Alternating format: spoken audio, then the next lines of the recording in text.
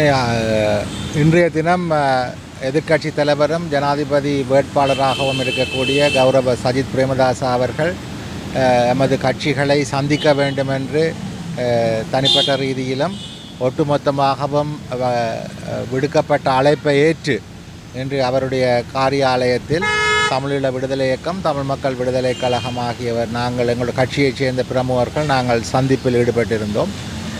தமிழ் மக்கள் எதிர்கொள்ளக்கூடிய பிரச்சனைகள், எங்களுடைய நீண்டகால அரசியல் பிரச்சனைகள், புரியோடி போன விடயங்கள் என்பவற்றை அவரிடம் கலந்தாரியிருந்தோம். குறிப்பாக பொது வேட்பாளரை களமிறக்கியதனுடைய தாற்பயம், அதனுடைய பின்னணி என்ன என்பதை மிக தெளிவாக அவருக்கு நாங்கள் தெரிவித்திருந்தோம். இருப்பினும் தான் எப்பொழுதும் பிரதம மந்திரியாகவோ ஜனாதிபதியாகவோ வருவதற்கான சந்தர்ப்பம் கிடைக்காதபடியினாலே தமிழர்களுடைய பிரச்சனைகள் சம்பந்தமான விடயங்களை கையாளுவதற்கான ஒரு சந்தர்ப்பம் வழங்கப்படவில்லை என்றும், அந்த சந்தர்ப்பத்தை வழங்குமிடத்து தான் நிச்சயமாக அந்த பிரச்சனைகளுக்கான தீர்வுகளை தான் பெற்றுத்தருவேன் என்றும் அவர் உறுதிமொழி அளித்துள்ளார்.